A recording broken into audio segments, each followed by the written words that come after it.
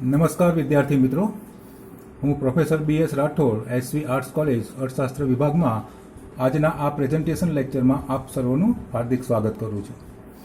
Semester 3 core અને first ઇલેક્ટિવના વિદ્યાર્થીઓ માટે 201 જે પેપર છે એ પેપરનું નામ છે અર્થશાસ્ત્રના સિદ્ધાંતો.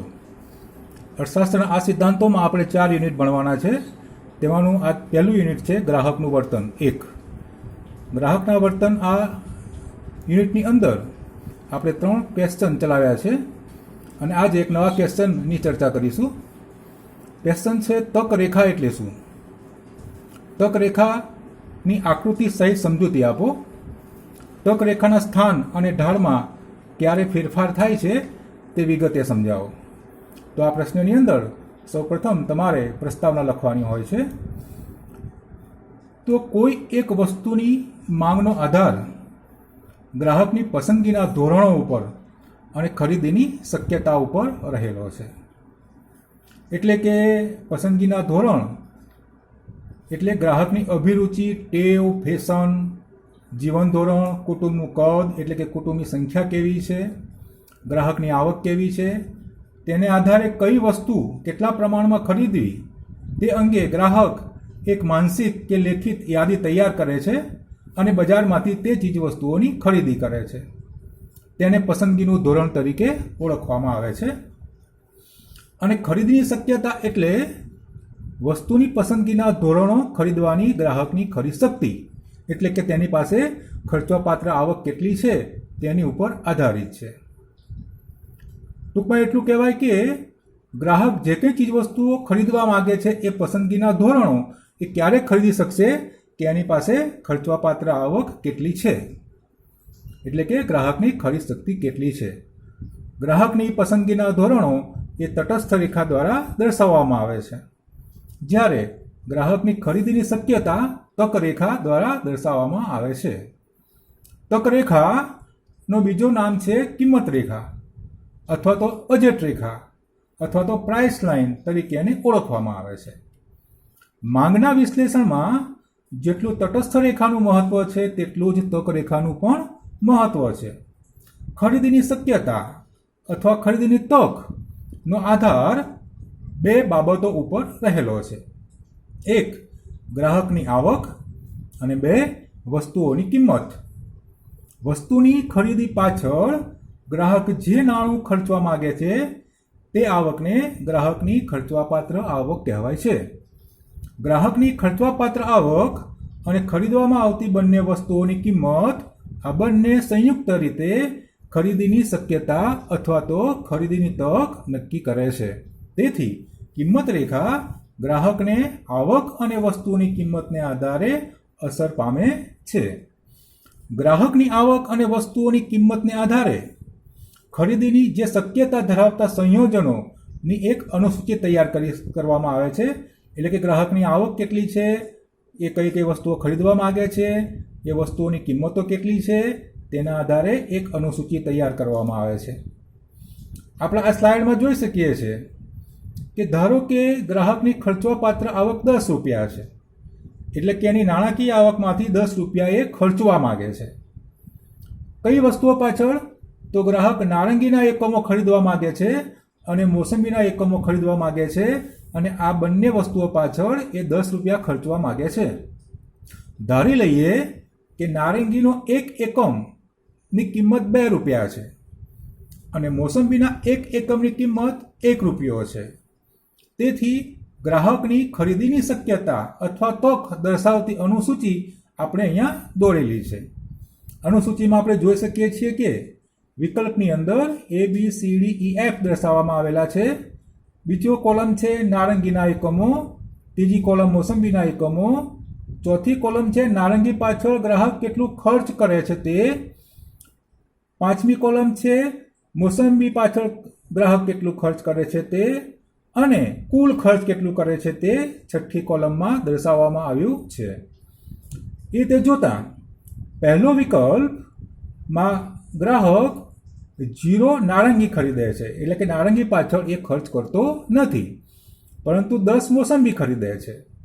તો 10 મોસંબી એટલે કે 1 મોસંબી બરોબર 1 રૂપિયો, તો 10 મોસંબી પાછળ એ 10 રૂપિયા ખર્ચો કરશે, આમ કુલ ખર્ચ એનો 10 રૂપિયા થાય છે. બીજો વિકલ્પ લઈએ છીએ.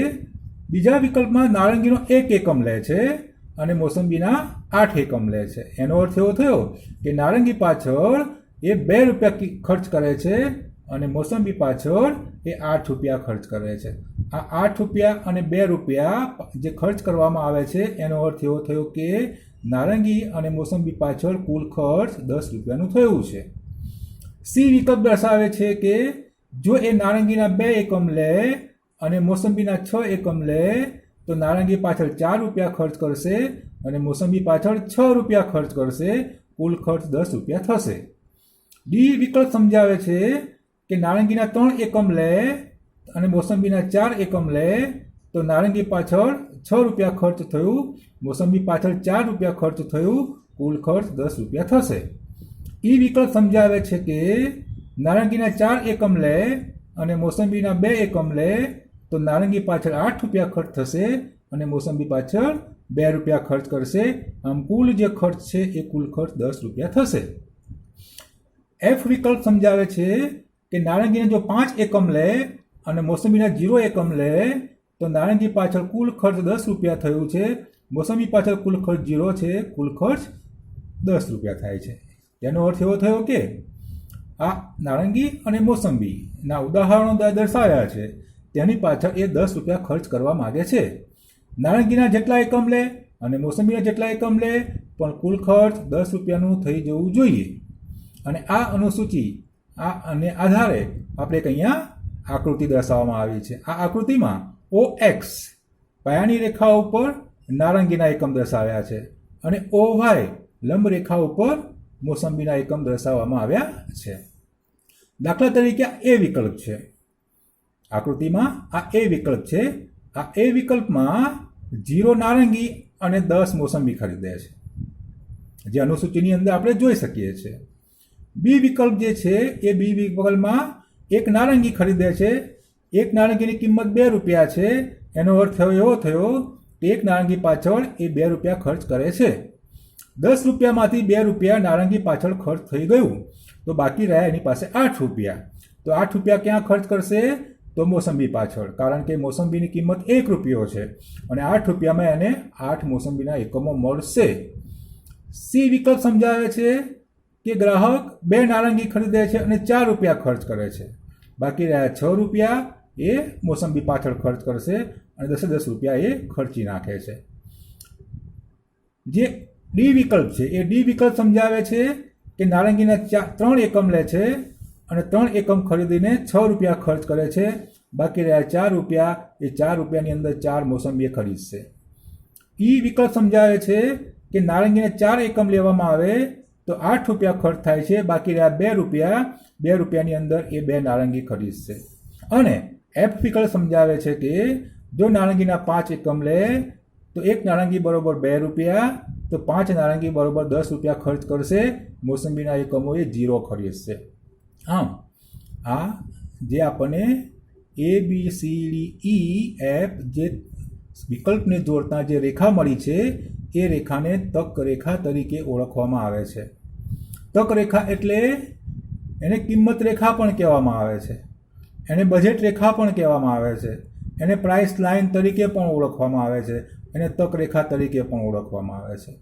આ તક રેખા ઉપરનો કોઈ પણ વિકલ્પ ગ્રાહક ખરીદી શકે છે, કારણ કે વસ્તુઓની કિંમત અને ગ્રાહકની આવકને આધારે આ બંને વસ્તુઓના કેટલા એકમે ખરીદી શકે કે જે ખરીદી કરતાં એની ખર્ચવાપાત્ર આવક 10 રૂપિયા વપરાઈ જાય છે, કારણ કે આ નારંગી અને મોસંબી પાછળ એ 10 રૂપિયા ખર્ચ કરવા માગે છે. આ તક રેખાની ઉપરનું કોઈ વિકલ્પ, દાખલા તરીકે આ એમ વિકલ્પ છે. આ એમ વિકલ્પ ગ્રાહક ખરીદવા માગે છે. ધારો કે જો એને એમ વિકલ્પ ખરીદવું હોય તો એમ વિકલ્પમાં એ 3 નારંગી એટલે કે 1 નારંગી બરોબર 2 રૂપિયા, તો 3 નારંગી ખરીદી હોય તો નારંગી પાછળ એનું 6 રૂપિયા ખર્ચ થશે. અને અહીંયા જોઈએ છે કે 6 મોસંબી ખરીદ્યા છે. 6 મોસંબી જો એને ખરીદી હોય તો 1 મોસંબી બરોબર 1 રૂપિયો, તો 6 મોસંબી બરોબર 6 રૂપિયા ખર્ચ થશે.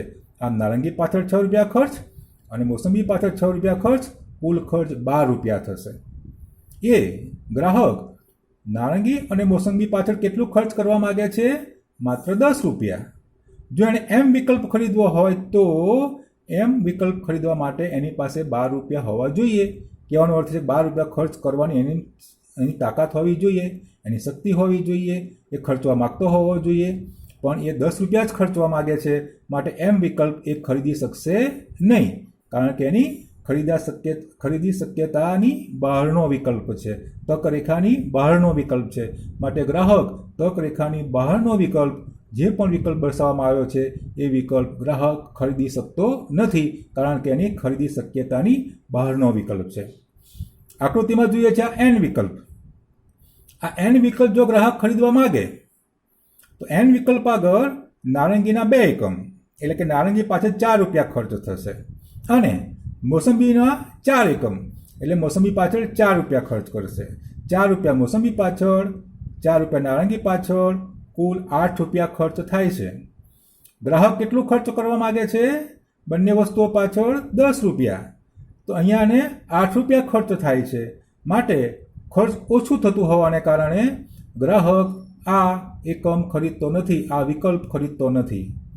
કહેવાનો અર્થ એ છે કે આ તક રેખા ઉપરના દરેક વિકલ્પ ગ્રાહક ખરીદી શકે છે. આ તક રેખા ઉપરનો કોઈ વિકલ્પ ગ્રાહક ખરીદવા માંગતો હોય તો ગ્રાહક ખરીદી શકતો નથી. આ તક રેખાની નીચેનો કોઈ પણ વિકલ્પ ગ્રાહક ખરીદી શકે છે, પણ એની ખર્ચવાપાત્ર આવક પૂરેપૂરી વપરાતી ન હોવાને કારણે આ તક રેખાની નીચેનો કોઈ પણ વિકલ્પ ગ્રાહક ખરીદવા માંગતો નથી. ટૂંકમાં આ જે આ ત્રિકોણ દોરેલો છે, આ ત્રિકોણની નીચેનો કોઈ પણ વિકલ્પ ગ્રાહક ખરીદી શકે છે, પણ એ ખરીદવા માંગતો નથી. આ ત્રિકોણની એટલે કે આ રેખાની બહારનો વિકલ્પ ગ્રાહક ખરીદવા માગે છે, પણ એ ખરીદી શકતો નથી. તો તેનો અર્થ એવો થયો કે આ તક રેખા ઉપરનો કોઈ પણ વિકલ્પ ગ્રાહક ખરીદી શકે છે, કારણ કે એની ખરીદ શક્તિની અંદર આપતા આ બધા વિકલ્પો છે. જે તે સમજાયું તે રીતે આકૃતિની અંદર આપણે સમજાવેલું છે કે ABCDE વિકલ્પો ગ્રાહક ખરીદી શકે છે, કારણ કે એની ખર્ચવાપાત્ર આવક પૂરેપૂરી ખર્ચાઈ જાય છે. ઉપરોક્ત પ્રમાણે જે તક રેખા આપણે દોરી છે એ તક રેખાના સ્થાનમાં ક્યારે ફેરફાર થાય, એ તક રેખાના ક્યારે ફેરફાર થાય તેની આપણે સમજૂતી આપીશું. તો તક રેખા ગ્રાહકની ખરીદીની શક્યતા કે તકને દર્શાવે છે, અને ખરીદીની શક્યતાનો આધાર 2 બાબત ઉપર છે. એક તો ગ્રાહકની ખર્ચવાપાત્ર આવક કેટલી છે, અને જે ખરીદવામાં આવે છે એ વસ્તુઓની કિંમત કેટલી છે. આમ ગ્રાહકની ખર્ચવાપાત્ર આવક અને વસ્તુઓની કિંમતને આધારે ગ્રાહક ખરીદીની શક્યતા નક્કી કરે છે. તેથી ગ્રાહકની આવક અથવા વસ્તુની કિંમતમાં ફેરફાર થાય, અથવા ગ્રાહકની આવક અને વસ્તુઓની કિંમતમાં એકસાથે ફેરફાર થાય તો કિંમત રેખામાં ફેરફાર થાય છે. કહેવાનો અર્થ એ છે કે ધારો કે બંને વસ્તુઓની કિંમત સ્થિર રહે અને ગ્રાહકની આવકમાં વધારો થાય અથવા ગ્રાહકની આવકમાં ઘટાડો થાય તો કિંમત રેખાના પરિવર્તન આવે છે. તે જ રીતે ગ્રાહકની આવક સ્થિર રહે અને બંને વસ્તુઓની કિંમતમાં એકસાથે ફેરફાર થાય તો પણ તક રેખામાં ફેરફાર થાય છે. તે જ રીતે ગ્રાહકની આવક બદલાય અને સાથે સાથે વસ્તુઓની કિંમત પણ બદલાય તો પણ તક રેખામાં ફેરફાર થાય છે. આપણે હવે એની સમજૂતી આપીએ. તક રેખામાં થતો ફેરફાર 2 પ્રકારનો છે.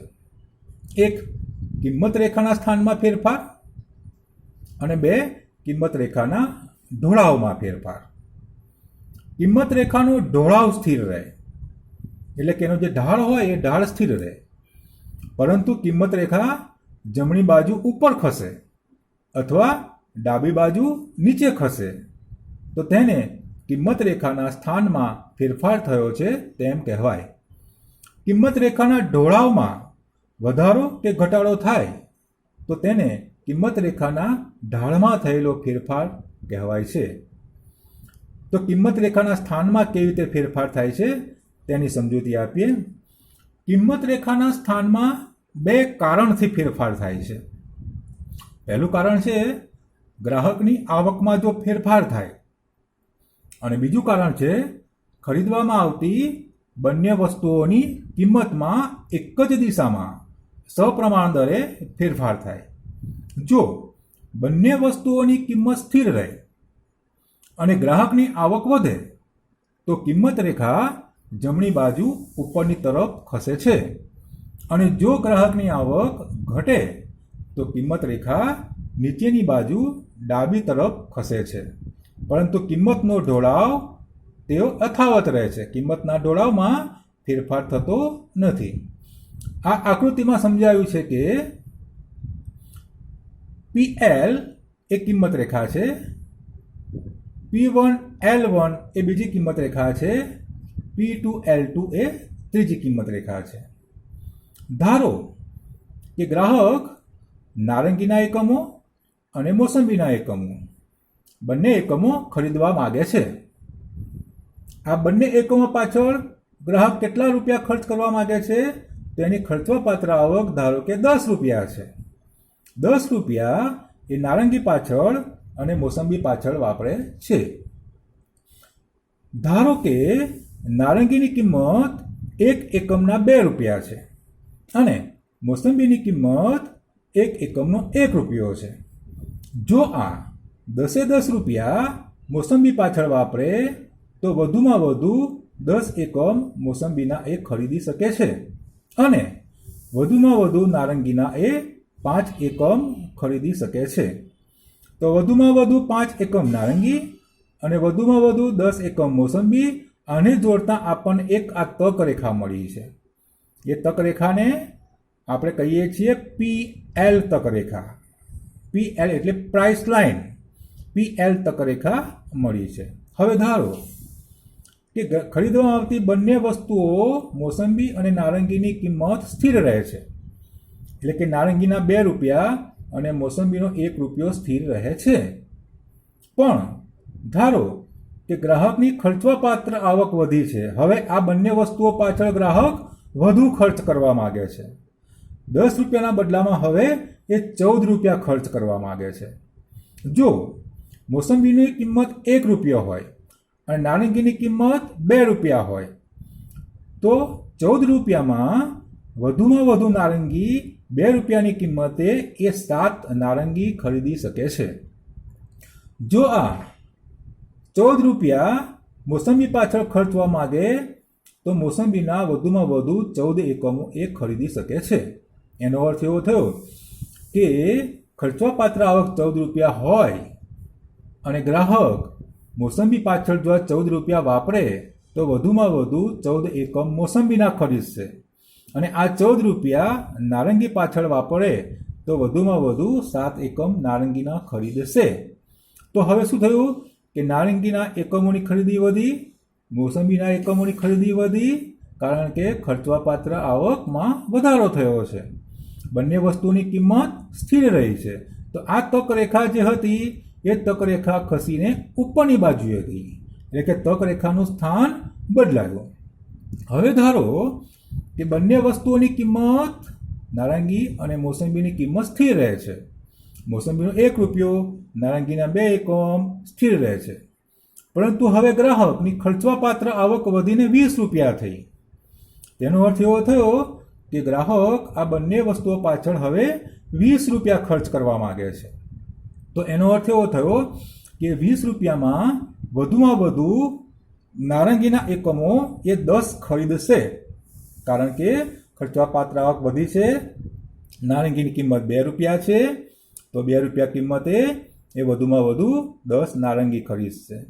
તે જ રીતે જો આવક 20 રૂપિયા થાય, મોસંબીની કિંમત 1 રૂપિયો સ્થિર રહી હોય તો વધુમાં વધુ મોસંબીના એકમો ગ્રાહક 20 ખરીદી શકશે છે, કારણ કે ખર્ચવાપાત્ર આવક હવે 20 રૂપિયા થઈ છે. જો ખર્ચવાપાત્ર આવક 20 રૂપિયા થઈ હોય તો વધુમાં વધુ એ 20 એકમ મોસંબીના અને વધુમાં વધુ 10 એકમ નારંગીના ગ્રાહક ખરીદી શકે છે. તો આ 10 અને 20 ને જોડતા આપણને એક રેખા મળી છે અને એ રેખાને કહેવામાં આવે છે તક રેખા. એ તક રેખાનું આપ્યું છે P2L2, જે ત્રીજા નંબરની તક રેખા છે. આનો અર્થ એવો થાય કે ખરીદવામાં આવતી બંને વસ્તુઓની કિંમત સ્થિર રહે અને ગ્રાહકની ખર્ચવાપાત્ર આવકમાં વધારો થાય તો તક રેખા ખસીને જમણી તરફ જાય છે.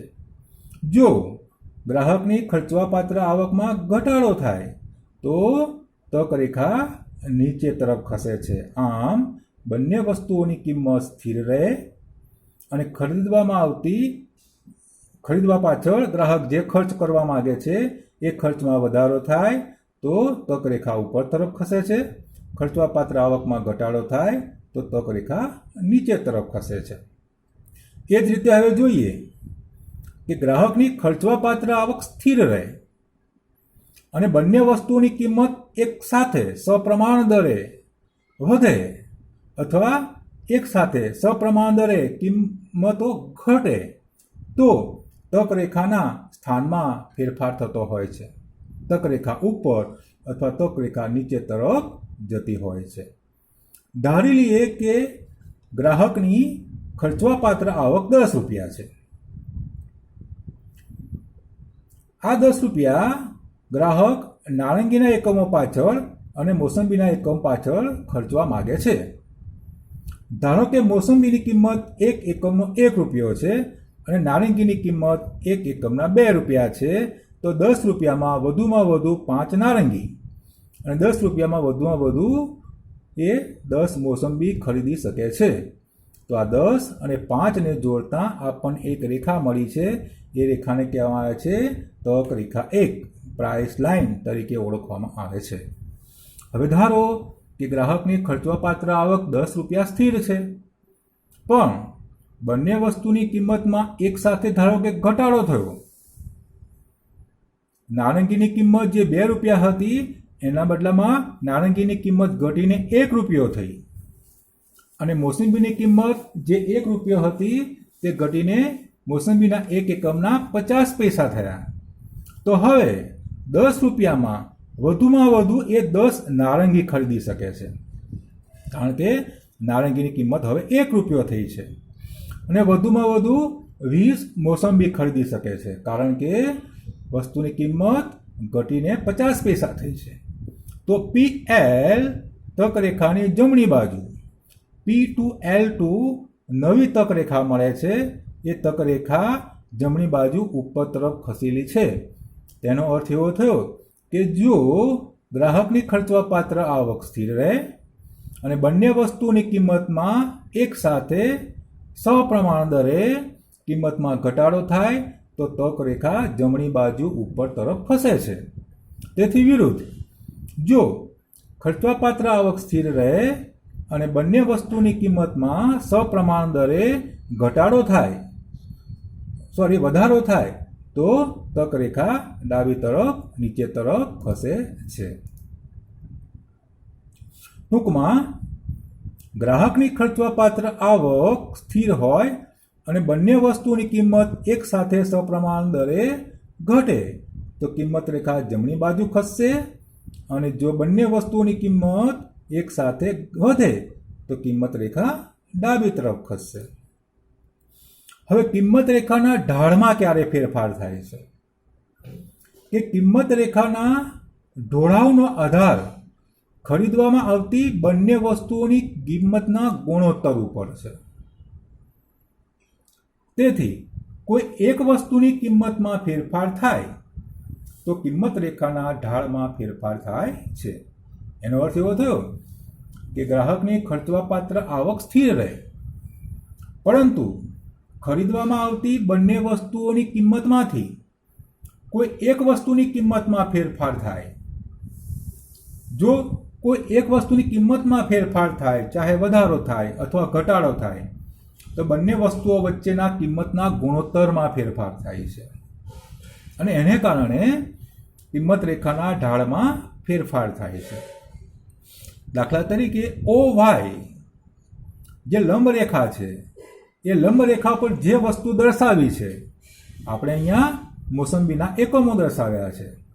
જો મોસંબીના એકમોની કિંમતમાં ઘટાડો થાય અને OX પાયાની રેખા ઉપર જે નારંગીના એકમ દર્શાવ્યા છે તેની કિંમત યથાવત રહે તો કિંમત રેખાના ઢોળાવમાં વધારો થાય છે, એટલે કે કિંમત રેખાના ઢાળમાં વધારો થાય છે.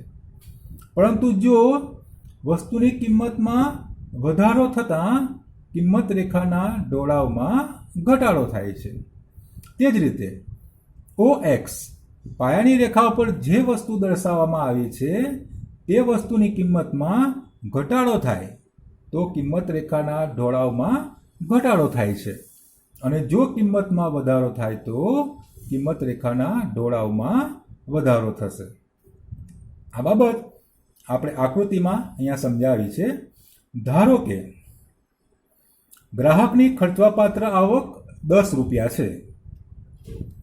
આ 10 રૂપિયા એ મોસંબીના એકમો પાછળ અને નારંગીના એકમો પાછળ વાપરવા માગે છે, ખર્ચવા માગે છે.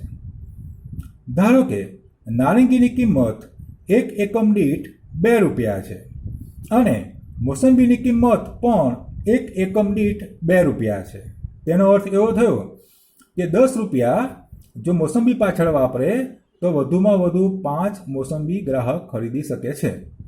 જો આ 10 રૂપિયા નારંગી પાછળ વાપરે તો વધુમાં વધુ 5 નારંગી ગ્રાહક ખરીદી શકે છે. તો આ 5 અને 5 ને જોડતા આપણને આ એક તક રેખા મળી છે અને એનું નામ આપીએ છીએ આપણે PL તક રેખા. હવે ધારો કે ગ્રાહકની ખર્ચવાપાત્ર આવક 10 રૂપિયા સ્થિર રહી છે અને ખરીદવામાં આવતી નારંગીના એકમો એટલે કે OX પાયાની રેખા ઉપર જે નારંગીના એકમો દર્શાવ્યા છે એની કિંમત સ્થિર રહે છે, પરંતુ OY લંબ રેખા ઉપર જે મોસંબીના એકમ દર્શાવવામાં આવ્યા છે તો મોસંબીની કિંમત ઘટીને 1 રૂપિયો થાય છે. તો 10 રૂપિયામાં વધુમાં વધુ એ 10 મોસંબીના એકમ ખરીદશે, અથવા એ 10 રૂપિયામાંથી એ 5 એકમ નારંગીના ખરીદી શકશે, કારણ કે હવે નારંગીની કિંમત 2 રૂપિયા સ્થિર રહી છે, જ્યારે મોસંબીની કિંમત ઘટી અને 1 રૂપિયો થઈ છે, માટે 10 રૂપિયામાં એ 10 એકમ ખરીદી શકશે. તો આપણને એક નવી તક રેખા મળે છે PL. આ PL તક રેખાનો ઢાળ અહીંયા વધેલો જોઈ શકીએ છીએ આપણે.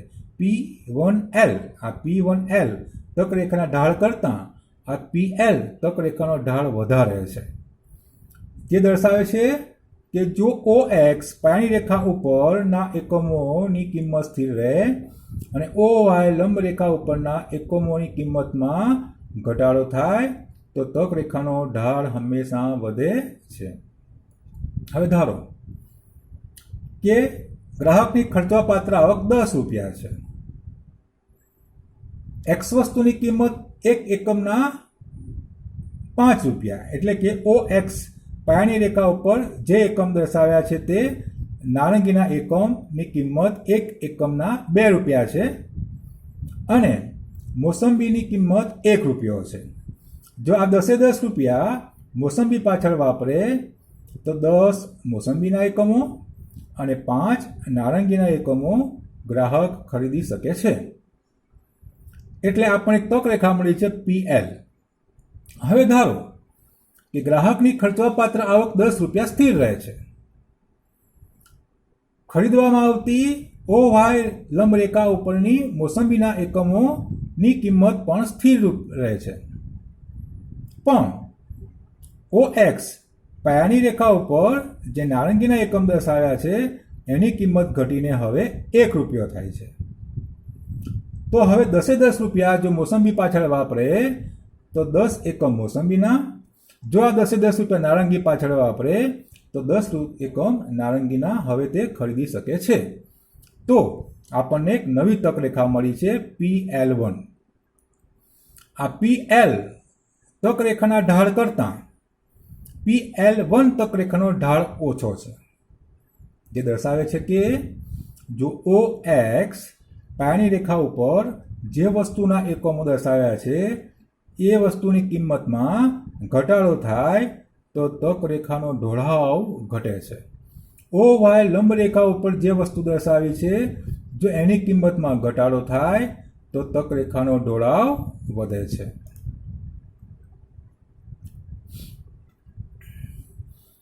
અહીંયા એક બીજી આકૃતિ દોરેલી છે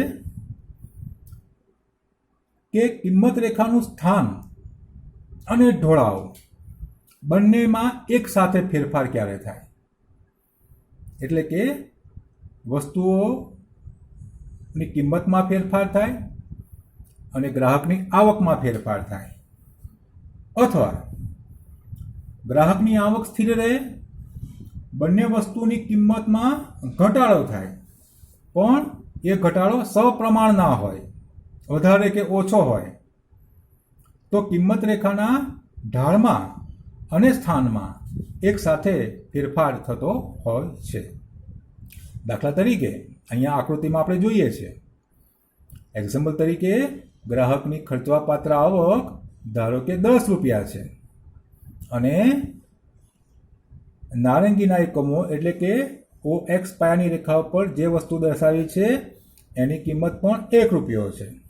જો ગ્રાહક આ 10 રૂપિયા મોસંબી પાછળ વાપરે તો 10 એકમ મોસંબીના, અને આ 10 રૂપિયા જો X વસ્તુ પાછળ વાપરે, નારંગી પાછળ વાપરે, તો વધુમાં વધુ 10 એકમ નારંગીના ખરીદી શકે છે.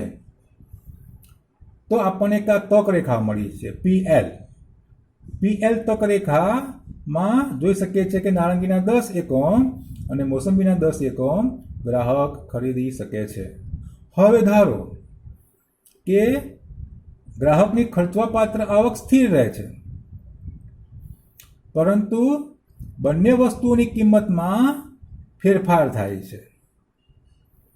X વસ્તુની કિંમત ધારો કે ઘટીને 80 પૈસા થઈ ગઈ અને OY ધરી ઉપર જે વસ્તુ દર્શાવી છે એની કિંમત વધીને 2 રૂપિયા થઈ ગઈ, એટલે કે નારંગીના એકમની કિંમત 1 રૂપિયાથી ઘટી અને 80 પૈસા થાય અને મોસંબીની કિંમત 1 રૂપિયાથી વધી અને 2 રૂપિયા થાય.